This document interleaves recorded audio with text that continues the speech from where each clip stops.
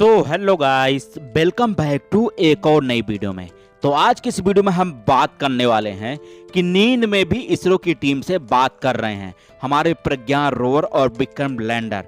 तो चलिए दोस्तों, मैं वीडियो करता हूँ स्टार्ट। मैं हूँ आपका दोस्त और होस्ट सुनील पटेल। चंद्रयान 3 मिशन सफलतापूर्वक पूरा हो चुका है, ये आप सब जानते हैं। और इसरो अब अपने दूसरे मिशन, महत्वपूर्ण मिशन की तैयारी में जुटी हुई है। अब प्रज्ञान रोवर और विक्रम लैंडर के नींद से जगने की भी कोई उम्मीद नहीं दिखाई दे रही है इस वक्त। लेकिन क्या आप जानते हैं कि प्रज्ञान रोवर और विक्रम लैंडर नींद में होने के बाद भी इसरो की टीम से संपर्क में हैं।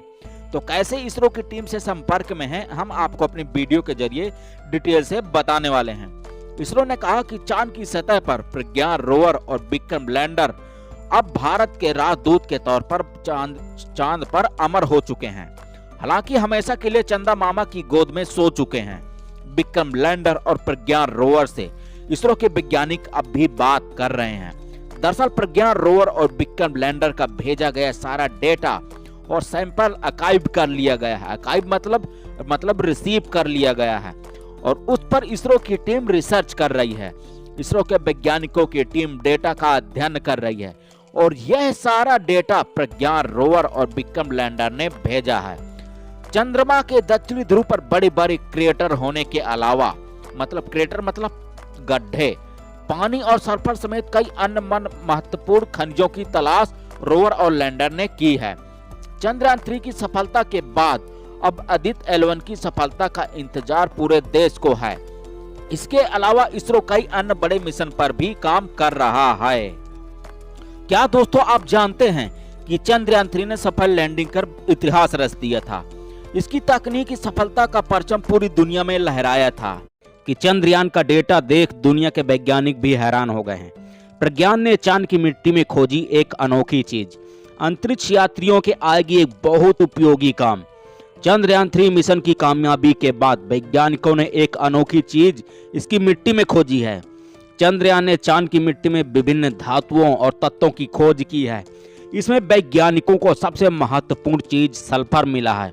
सल्फर की जो मात्रा मिली है उसने दुनिया भर के वैज्ञानिकों को हैरान किया है। तो आपको बता दें कि भारत का चंद्रयान 3 मिशन कामयाबी के साथ साथ चंद्रमा पर उतर चुका है, ये आप सभी जानते हैं। भारतीय अंतरिक्ष अनुसंधान संगठन मतलब कि इसरो ने इनके नतीजों को दुनिया से साझा किया है। चंद्रयान 3 के प्रज्ञान रोवर ने चांद से जुड़ी महत्वपूर्ण जानकारियां भी दी हैं। चंद्रयान के प्रज्ञान रोवर के डेटा से पता चला कि इसकी मिट्टी में लोहा, टाइटेनियम, एल्युमिनियम और कैल्शियम है। इसके अलावा वैज्ञानिकों को हैरान करने के लिए इसमें सल्फर भी मिला है। वाशिंगटन यूनिवर्सिटी में भौतिकी, कला और विज्ञान के research professor Jeffrey Gillis Davis ने एक लेख में कहा, हमारे जैसे ग्रह वैज्ञानिकों को पता है कि चंद्रमा की मिट्टी में सल्फर मौजूद है, लेकिन यह बहुत कम सांद्रता में है। लेकिन चंद्रयान के डेटा के मुताबिक यह ज्यादा हो सकता है। मिट्टी में खोजा गया था सल्फर कैसे? प्रज्ञान के पास दो उपकरण हैं, एक अल्फा कण एक्सरे स्पेक्ट्रोमीटर और दूसरा है एक लेजर वाला ब्रेकडाउन स्पेक्ट्रोमीटर। ये मिट्टी की मौलिक संरचना का विश्लेषण करते हैं। इन दोनों में लैंडिंग स्थल के पास की मिट्टी में सल्फर को खोजा गया है।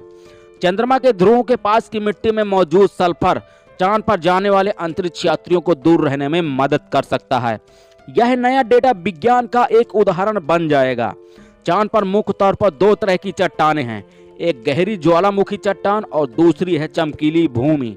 इन्हीं दोनों के कारणों के हमें चांद पर एक चेहरे जैसी छवि दिखाई देते हैं। गहराई में होता है ज्यादा सल्फर। पृथ्वी पर प्रयोगशालाओं में चंद्रमा की चट्टान और मिट्टी की संरचना को मापने वाले वैज्ञानिकों ने पाया कि गहरे ज्वालामुखी मैदानों की सामग्रियों में चमकीले उच्च भूमि वाले पदार्थों की तुलना में ज्यादा सल्फर होता है। सल्फर आमतौर पर ज्वालामुखी घटनाओं के कारण मिलता है। चंद्रमा की गहराई में मौजूद चट्टानों में सल्फर होता है और जब ये चट्टानें पिघलती हैं तो सल्फर मैग्मा का हिस्सा बन जाता है। जब मैग्मा पिघली हुई चट्टान सतह के करीब आती है तो ज्यादातर सल्फर गैस बनकर जल वाष्प और कार्बन डाइऑक्साइड के साथ निकलता है। क्या हो सकता है इनका इस्तेमाल?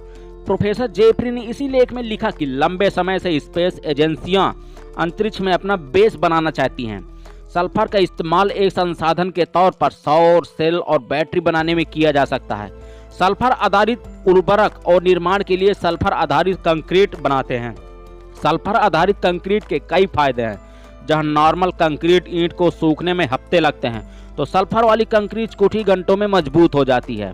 चांद पर इससे बेस तो बन ही सकते हैं, साथ ही यह पानी बचाएगा। सल्फर बेस कंक्रीट में पानी का इस्तेमाल नहीं होता है। तो दोस्तों, अगर आपको हमारी ये वीडियो थोड़ा से भी अच्छी लगी हो और जानकारी आपके लिए उपयोगी लगी हो, तो कमेंट में नाइस वीडियो लिखना बिल्कुल भी मत भूलिएगा, क्योंकि हम आपके लिए एक बहुत ही मेहनत से वीडियो बनाते हैं ताकि आप लोगों के लिए साइंस में इंटरेस्ट जिसका है वो वीडियो बड़े औचक से देखें। धन्यवाद।